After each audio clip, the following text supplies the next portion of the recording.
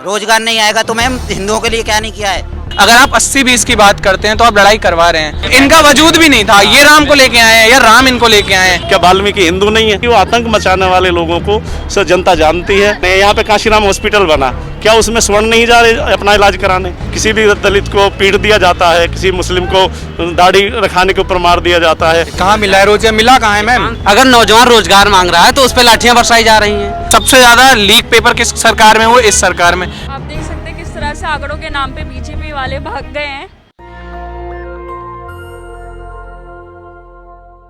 स्वागत है आपका नेशन दस्तक में। मैं हूं आपके साथ फरीन सैफी। इस वक्त हम मौजूद हैं उत्तर प्रदेश के नोएडा के परी चौक में। यहां पे लोगों से जानते हैं क्या है यूपी का माहौल, किसको बनाएंगे अपना मुख्यमंत्री, किसको देंगे उत्तर प्रदेश की कमान। तो हमारे साथ यहाँ लोग मौजूद हैं, उनसे पूछते हैं। आपका नाम क्या है? मेरा नाम रवि गोस्वामी है। अच्छा, क्या करते हैं आप? मैं अभी सॉफ्टवेयर डेवलपर हूँ, मैंने इंजीनियरिंग किया हुआ है। तो यूपी में किसकी सरकार को बनते देखना चाहते हैं? नहीं मैम, ये तो आपका सवाल ही बिल्कुल गलत है कि मैं सरकार किसकी बनता देखना चाहता हूँ। मूल मुद्दों से भटकाने वाली बात है, क्योंकि जब मैं ये बात करता हूँ कि मेरा वोट अगर मुख्यमंत्री को चुनने के लिए जा रहा है तो मैं ये भूल जाता हूँ कि मेरे यहाँ का विधायक कौन बनवाने वाला है, मेरे यहाँ के खरंजे कौन बनवाने वाला है, नाली कौन बनवाने वाला है, बिजली कौन लगवाने वाला है। जिस दिन ये मुद्दे हो जाएंगे तो मेरा मुख्यमंत्री भी अपने आप ठीक बन जाएगा। सरकार बनना तो बहुत बात की बात होती है। ये इलेक्शन जो है भारत में इनडायरेक्ट इलेक्शन होता है।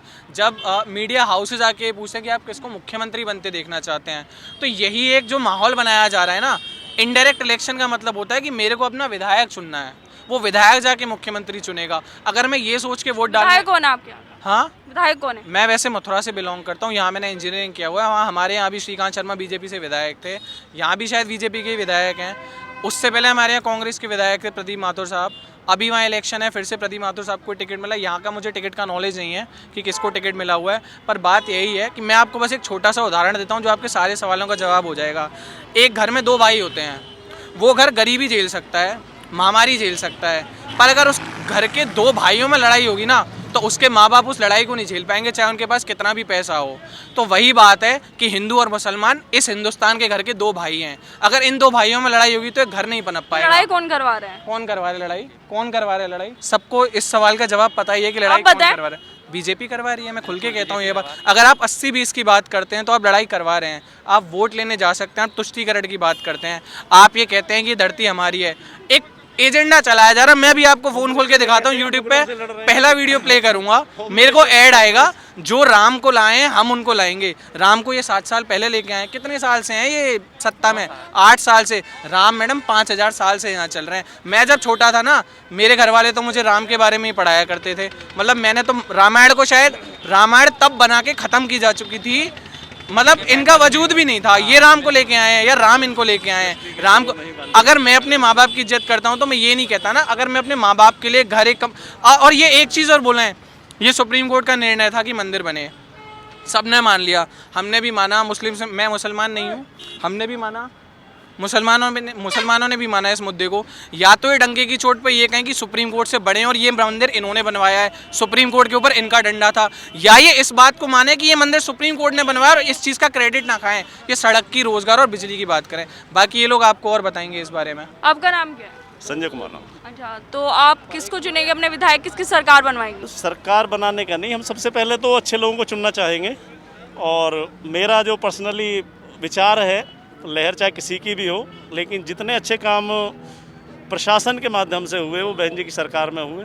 और पूरे प्रदेश में ही जिस तरह से समस्याओं का निराकरण होता था, अधिकारी डरते थे, और जो लोग आज आतंक मचा रहे हैं वो भी डरते थे। आज उनको मौका मिल रहा है कि भाई हमारी सरकार है, हम आतंक मचा रहे हैं और कह रहे हैं कि नहीं सेफ़ हैं, जबकि आप देख सकते हैं कौन आतंक मचा रहे हैं? जो भी लोग आज कह रहे हैं कि सेफ़ है, लेकिन आप देख सकते हैं हाथरस में जो घटना हुई कि रात में मुख्यमंत्री ने सीधा कह रहे हैं कि 25 लाख ले लो, आगे कंप्लेंट मत करो, और एक बेटी को रात में जला दिया 2:30 बजे, जबकि वो हिंदू थी।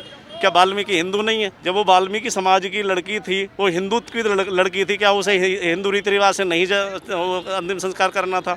तो बेटियों के साथ इस तरह का अत्याचार करके, और सीधे मुख्यमंत्री फ़ोन करके उसके पापा से कहते हैं, उसके बाप से कहते हैं कि भाई 25 लाख ले लो, सरकारी नौकरी ले लो, सारा शहर में फ्लैट ले लो और मुकदमा मत करो राजपूतों पर।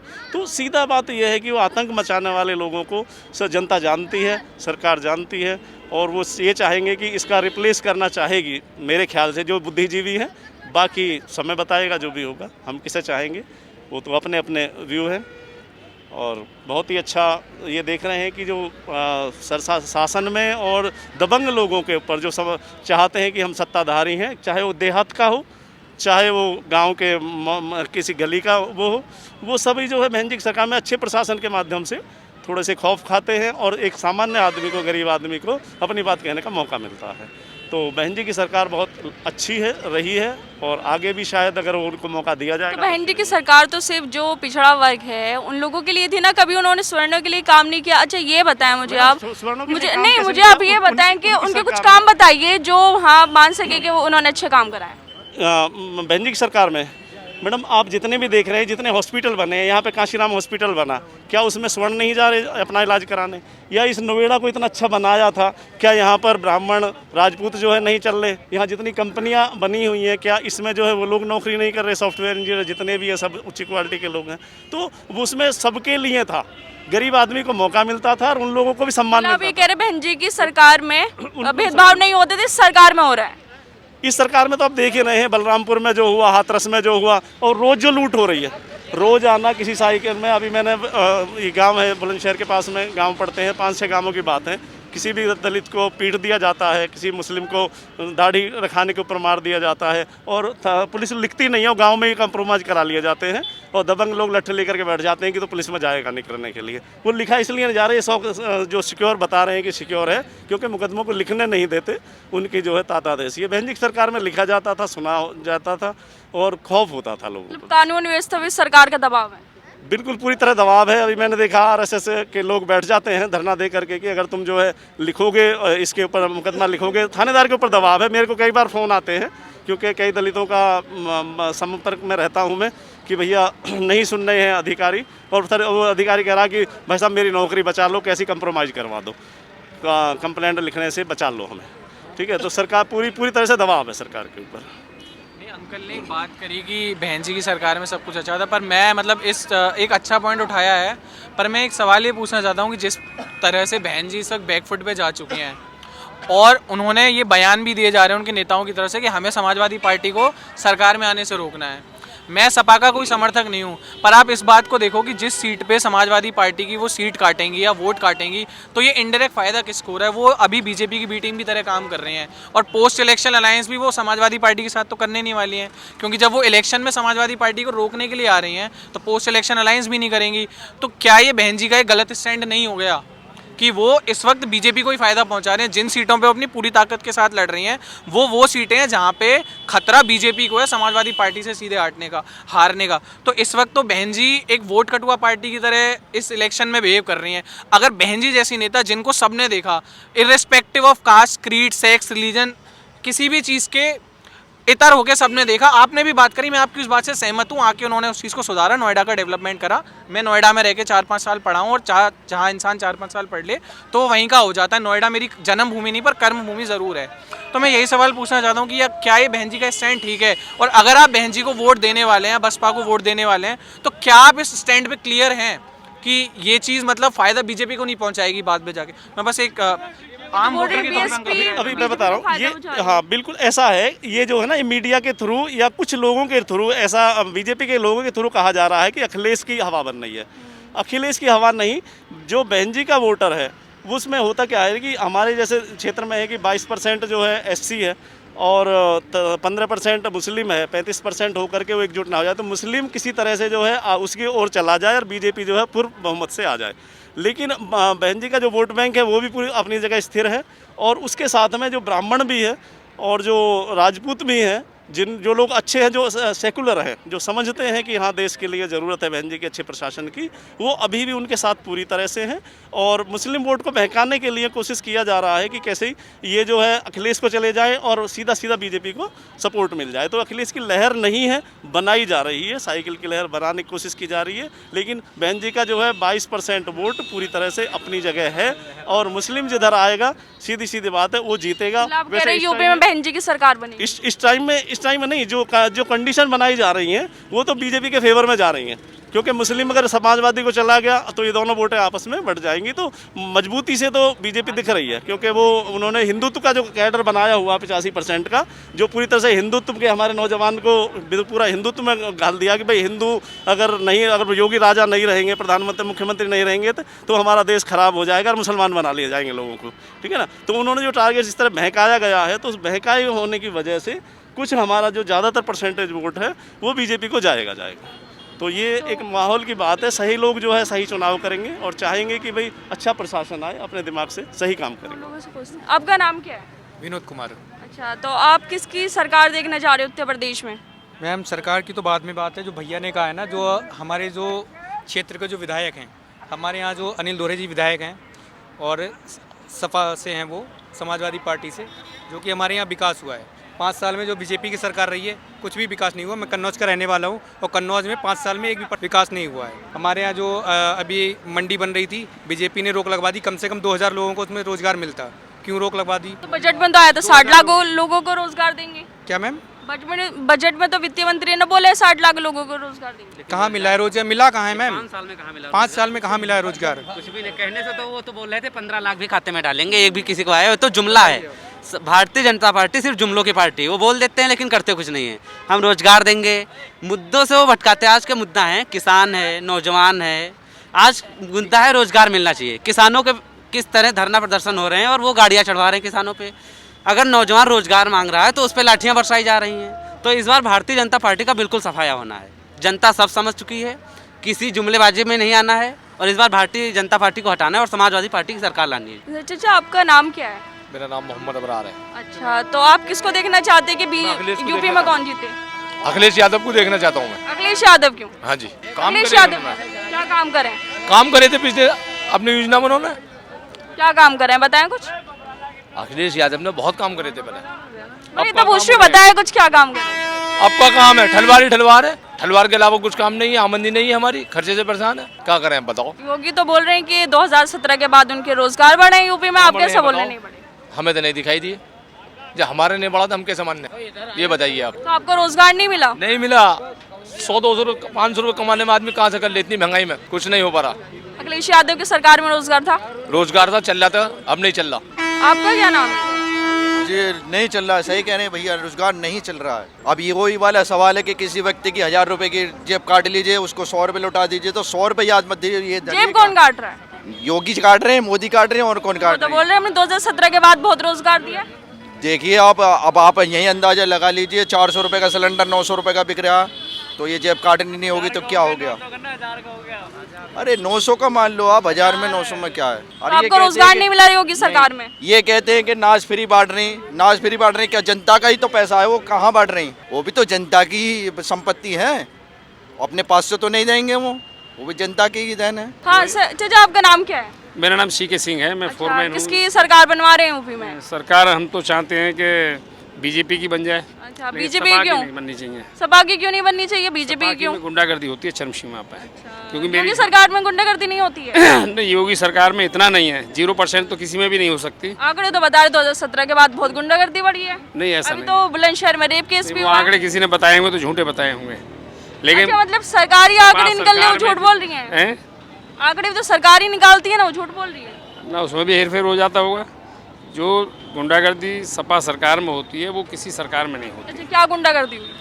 गुंडागर्दी यही है, लूटपाट, अपना वैसी बहन बेटियों के साथ। योगी सरकार में सब सेफ हैं? योगी सरकार में सब सेफ हैं?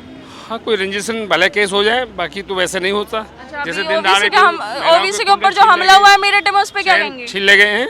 ओबीसी के ऊपर जो हमला हुआ है दिन दहाड़े मेरठ में, उस पे क्या कहेंगे? नहीं, वो तो गलत हुआ है, ऐसा हमला नहीं होना चाहिए। लेकिन उसमें तो ये भाजपा के समर्थक पकड़े गए हैं।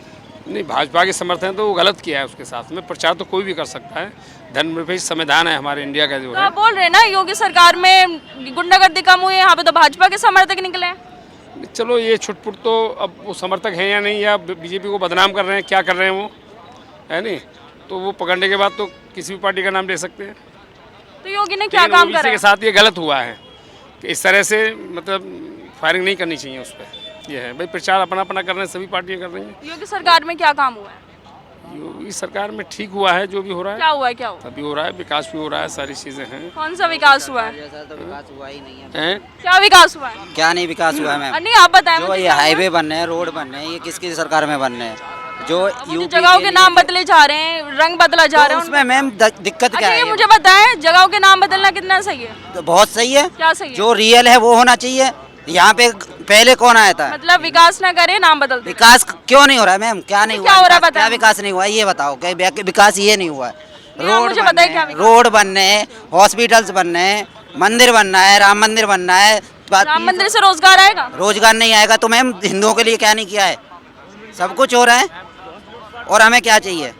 देखो ये आप बोल रही थी कि अखिलेश के मैंने ये आंकड़े दिखा रहा हूँ जो 2017 से पहले अखिलेश जी की सरकार थी और 2017 के बाद योगी जी की है। तो योगी जी के और उसके आंकड़े देख लो आप कि बताओ, किसमें बताओ। कितना भ्रष्टाचार के कम हुआ है और किस में ज़्यादा हुआ है। अखिलेश की सरकार 2017 के बाद के आंकड़े पढ़े? हाँ जी क्या पढ़े? क्या कम हुए हैं? रोजगार में बताएं। रोजगार कम क्या नहीं हुआ? 4.5 लाख युवाओं को जॉब दी है। किसको दी है? किसी को भाई किसको नहीं आप दिया? जॉब करते पहले हो? दो आप जॉब करते हो? एक किसको? मिनट, एक सेकंड, हाँ, एक सेकंड, आंकड़े एक बताओ, सेकंड। आंकड़े बताओ। एक सेकंड आप जॉब बस करते खड़ी है हो? ये सामने। गवर्नमेंट जॉब ये के लिए आपने एक अप्लाई मिनट, किया ये था? बस खड़ी है सामने। हाँ। अरे मैं तो नौकरी मेरी छोड़ो, मैं तो जो कर रहा हूँ वो बात छोड़ो, मैं आपसे बात करता हूँ जनरल लेवल पे। बस खड़ी है सामने, 15,131 पद खाली हैं। 2012 से 17 के बीच में नौकरियां मिली थी इसमें। 2017 के बाद बस पता है ट्रांसपोर्ट में कितनी भर्तियां हुई हैं? 527 भर्तियां पता है किस पद पे हुई हैं? जिनके घर का कोई भी व्यक्ति ट्रांसपोर्ट में नौकरी करते वक्त ड्यूटी पे शहीद हो गया या मर गया, उसके घर वालों को मिश्रित भर्ती में 527 नौकरियां दी गई, पर 15,131 जो पद हैं वो खाली हैं। लेखपाल की नौकरी 2016 में लगी थी, उस भर्ती में शामिल हुए व्यक्ति का फर्जी वीडियो बना के योगी के सीएमओ के ट्वीट हैंडल से डालना पड़ता है कि मैं योगी जी का शुक्रिया अदा करना चाहता हूँ कि नौकरी मिली है मेरे को। वो नौकरी नहीं मिली और जब उस तो आप मुझे बताएं कौन सी पड़ताल नौकरी की जाती है। आर्मी क्यों नहीं निकली? आर्मी में भर्ती नहीं निकली भाई, क्यों नहीं निकली? हैं? नहीं बताओ, आप मुझे बताओ ना। आप बोले तो नौकरियां निकली हैं, क्या बताओ। करना है उसका? तू बता रहा पढ़ दी इतनी निकाल दी कौन सी नौकरी? भाई आर्मी यूपी पुलिस कहाँ है? यूपी पुलिस में 68,000 टीचर्स की जॉब पुलिस निकली। का भी इनको बता भाई, देता हूँ। टीचर्स की जॉब मैं बता- निकली थी। एक मिनट, आराम से। मैं यूपी पुलिस को एक आरटीआई डाला जाता है। यूपी पुलिस को एक आरटीआई डाला जाता है कि 2017 के बाद आपने कितनी भर्तियां करी हैं यूपी पुलिस में।